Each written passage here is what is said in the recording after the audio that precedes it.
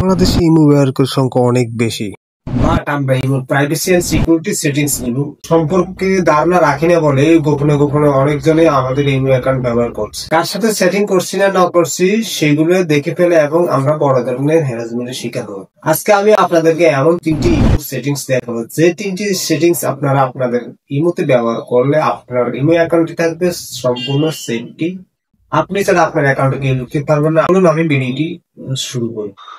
প্রথমে আমরা চলে যাব ইমো অ্যাকাউন্টে, তারপরে এখান থেকে আমরা প্রোফাইল এখানে ক্লিক করব, ক্লিক করার পর সিকিউরিটি এন্ড প্রাইভেসি ক্লিক করব, তারপর ম্যানেজ ডিভাইস এখানে ক্লিক করলে দেখতে পারবেন আপনার ইমো অ্যাকাউন্টটি কয়টা ডিভাইসে এনেবল আছে বা কয়টা ডিভাইস থেকে ইমো অ্যাকাউন্টটি চলতেছে।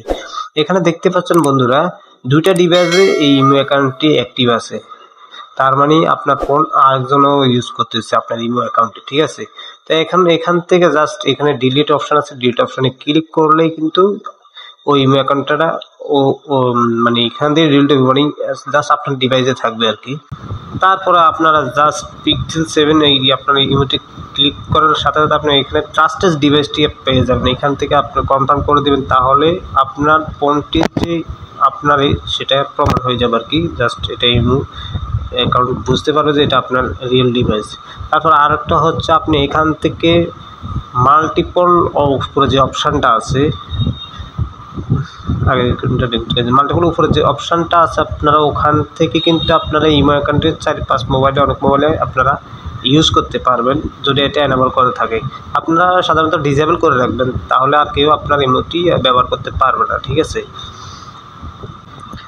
তো আপনারা সেই মাল্টিপল ডিভাইস অপশনটি আপনারা ডিসেবল করে রাখবেন, তাহলে আর আপনার ইমো অ্যাকাউন্টটি কেউ আর ব্যবহার করতে পারবে না। শুধু এরপর আপনাদেরকে দেখাবো আপনার অ্যাকাউন্ট পিন নাম্বার জানার পরেও কেউ আপনার অ্যাকাউন্ট লগ ইন করতে পারবে না। এরপর আপনারা চলেন বরাবর সেটিংসে, তারপরে অ্যাকাউন্ট সেটিংস, তারপরে এখান থেকে লগইন প্রোটেকশনে আপনারা আসবেন। বেসিক প্রোটেকশনে এটা আপনারা এনেবল করে রাখবেন।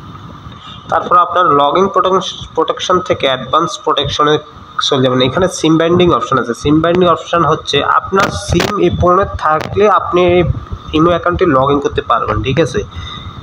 তাহলে অন্য কেউ আর আপনার এই ইমোটি লগ ইন করতে পারবে না। জাস্ট এটা একটা যেমন বিকাশ অ্যাকাউন্টের মতো, আপনার বিকাশ অ্যাকাউন্টে সিম থাকলে ওটিপি অটোমেটিক কানেক্ট হয়ে যাবে, না হয় অ্যাকাউন্ট লগ ইন হয় না। এই সেম অপশন সিম বাইন্ডিং, এই অপশানটি সেম অপশান। জাস্ট এইগুলো এখন নতুন আপডেট হয়েছে, সেজন্য অনেক হাই সিকিউরিটি আছে এখানে। জাস্ট এখানে ওটিপি দিয়ে একটা কল আসবে, কলটা জাস্ট রিসিভ করলে চলবে। তো বন্ধুরা ভিডিওটি কেমন লাগছে, যদি ভিডিওটি ভালো লাগে তাহলে অবশ্যই আমার চ্যানেলকে সাবস্ক্রাইব করে রাখো।